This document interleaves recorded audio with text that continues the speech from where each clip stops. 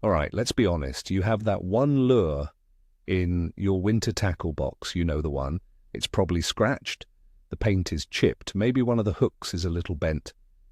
But it's your secret weapon, your old faithful.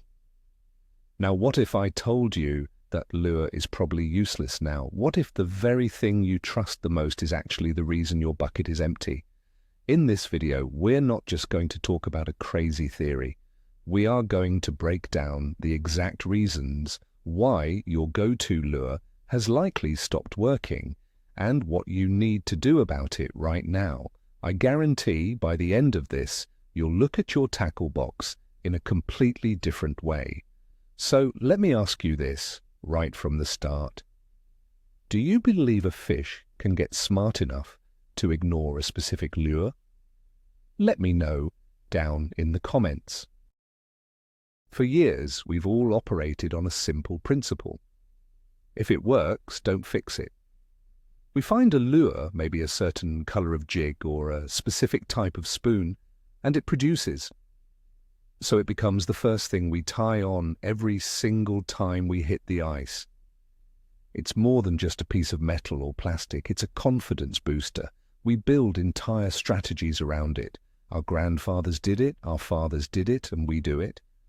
This tradition is based on a belief that fish are simple creatures and what worked 10 years ago should work today, but the world under the ice isn't a static, unchanging place. And holding on to these old beliefs, this blind faith in one lure, could be the biggest fishing mistake you're making. First, let's talk about the emotional attachment. Think about that lure for a second. You remember the big walleye you caught with it 5 years ago. You remember that day you outfished your buddy 3-1 using it? Those memories are powerful. They create a bias. So when you're having a slow day, you don't blame the lure.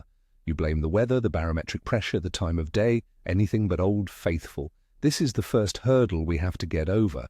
Admitting that the lure itself might be the problem feels like betraying a trusted friend, but it's a necessary step to actually start catching more fish. Now for the first hard truth, fishing pressure.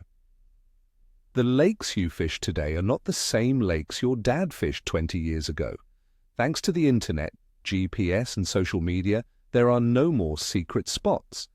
That community hole you're fishing, it sees hundreds, maybe thousands of the same exact lures every single season. Think about it from the fish's perspective. They see that same flashy spoon or that same colored jig day in and day out.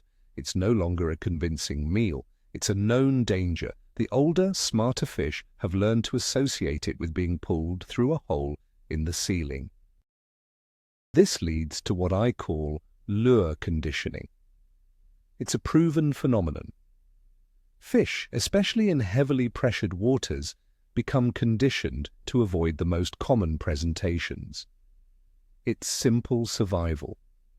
The aggressive fish that would have smashed your lure 10 years ago were likely caught and removed from the system. The ones that are left are the descendants of the more cautious fish. They are genetically wired to be wary, so dropping the most popular lure on the market down the hole is like ringing a dinner bell that says danger. You are literally training the fish in your lake to ignore you. Let's put this in a real-world scenario. You show up at the lake and you see 5 other anglers fishing a certain area. What's the first thing you think? The fish must be here. But what's really happening? All 5 of those anglers are probably throwing the same 2 or 3 popular lures they saw on YouTube or bought at the big box store. The fish in that spot have been seeing the same thing all morning. Then you come along and you tie on that same lure. You're not presenting something new, you're just becoming part of the noise that the fish have already decided to tune out. So how do you know if this is the problem? It's the small signs. Are you catching mostly small, aggressive, dumb fish? The big, mature fish are the ones that learn the fastest. If your lure is only catching tiny perch or juvenile walleye, it's a huge red flag. It means the smarter, bigger fish have already seen your lure 1,000 times and want nothing to do with it. They are watching it fall, and they are swimming away. Your go-to lure has become a big fish repellent. Let's move on to the second major reason. The underwater environment has changed. Even if fishing pressure isn't a huge factor on your lake, the ecosystem itself is constantly shifting. The most important change to consider is the primary forage base. What are the fish eating? 10 years ago, the main food source might have been shiners.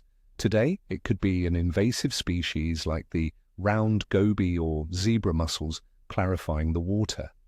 Your old lure that perfectly imitated a shiner is now irrelevant. The fish are keyed in on a different size, a different color, and a different movement. Consider water clarity. This is a huge one that most people overlook.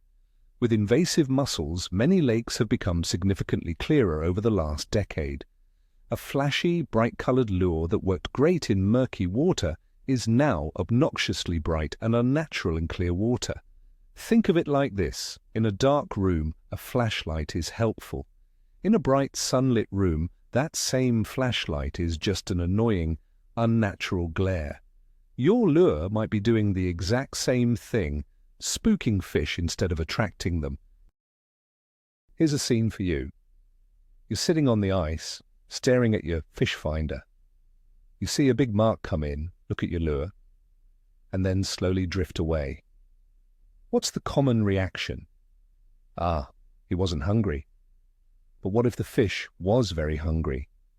What if it came in to inspect your lure, and in that crystal clear water, it saw every unrealistic detail? It saw the thick line, the unnatural paint job, the clunky hook. In clearer water, realism and subtlety become far more important than flash and vibration. Your old lure might simply fail the close-up inspection. Even the weeds change. The type of vegetation in a lake can shift over time due to water chemistry or new species. Maybe your go-to perch-colored lure was perfect when the main cover was green cabbage weed, but now the bottom is covered in darker coontail moss. That bright lure sticks out like a sore thumb. A more natural, darker pattern that blends with the new environment would be far more effective. You have to match the hatch, and the hatch includes the entire environment, not just the bait fish. The key takeaway here is that you can't assume the lake is the same. You need to be a detective every time you go out. Look at the water clarity. If possible, use an underwater camera to see what the bottom composition and forage look like.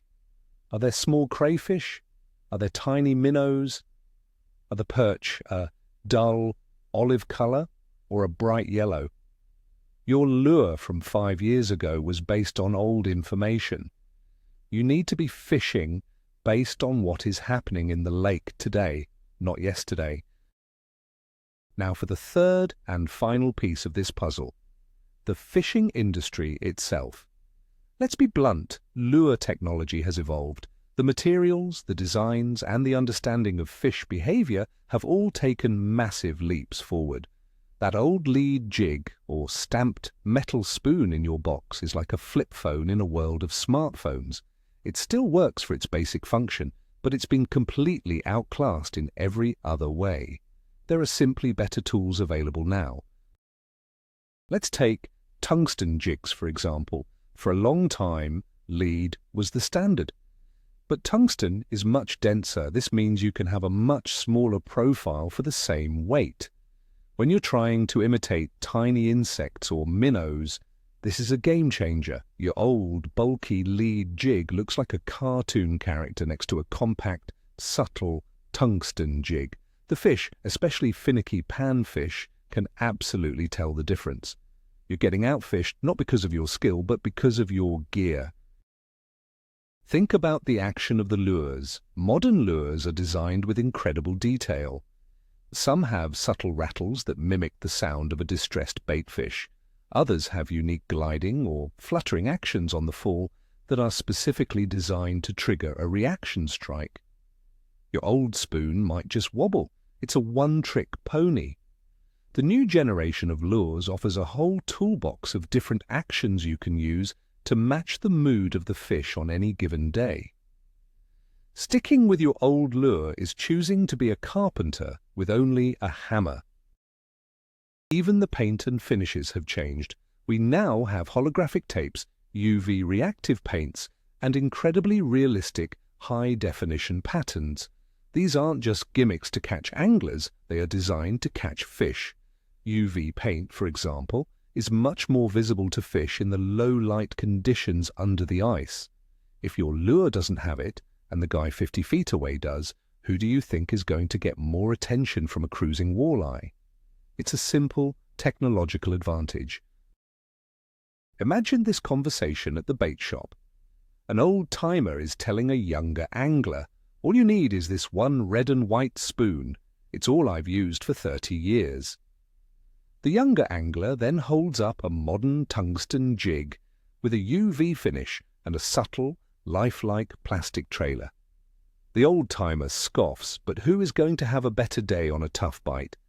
The one using 30-year-old technology or the one using the latest advancements? Your loyalty to that old lure is commendable, but it might be blinding you to more effective options. So, what is the solution? It's not about throwing away your entire tackle box. It's about changing your mindset. Stop thinking in terms of having one go-to lure. Instead, you need to think like a scientist. You need to test your assumptions every single time you are on the ice. The first step is to create a plan B. Go out and buy a few lures that are completely different from your old faithful. Different shapes, different colors, different materials. The next step is to conduct an experiment. This is crucial. Use 2 rods where legal. On one rod, tie on your old faithful lure. On the second rod, tie on something new and different. Fish them side by side. Don't just give the new lure 5 minutes. Give it a real honest try. Pay close attention to what the fish finder is telling you. Are fish reacting differently to the new lure? Are they coming in more aggressively? Are they looking at it longer? You have to be brutally honest with the results. If you get 5 bites on the new lure and 0 on your old favorite, the evidence is clear. It's not a fluke. The fish are telling you something. They are telling you what they want today. The goal is not to prove your old lure is still the best. The goal is to catch fish, and that means being willing to accept that what worked before might not work now. It's about adapting. I recommend building what I call a testing box. This is a small box with 5 or 6 lures that are your experimental options. It might have a tungsten jig, a modern rattling spoon, a soft plastic on a small jig head, and maybe a lure in a completely weird color you'd never normally use. When the bite gets tough, or when you're just not seeing the activity you expect, open the testing box. Force yourself to try something outside of your comfort zone. Ultimately, this is about a fundamental shift in how you approach fishing. You need to move from a mindset of, "This is what I use," to a mindset of, "What should I use today?" Be a problem solver, not a creature of habit. The fish are changing, the lakes are changing, and the technology is changing. If you don't change with them, you're going to get left behind, sitting in your shanty, staring at a flasher, and wondering why your can't-miss lure just missed again. So let's wrap this all up. We've talked about how our emotional attachment to a lure can blind us. We've covered the very real impact of fishing pressure and how fish can be conditioned against your favorite lure. We've looked at how changes in the environment, from water clarity to the available forage, can make your old, reliable completely obsolete. And finally, we've seen how lure technology has simply moved on. The big takeaway, the what at a poverot moment, is this. The problem isn't the fish, and it's not bad luck. The problem might be your own refusal to adapt. The fish are telling a new story every day, and your old lure only knows how to tell one tale. This realization can fundamentally change your fishing. It frees you from the frustration of a slow day and turns you into an active, thinking angler who solves the puzzle instead of just repeating the past. Thank you so much for watching. If this opened your eyes, please hit that like button and subscribe for more content that challenges the old ways of thinking. And now I have a serious question for all of you to discuss in the comments. After hearing all this, are you willing to put your number one old faithful lure on the bench for a whole day to test this theory? Let me know.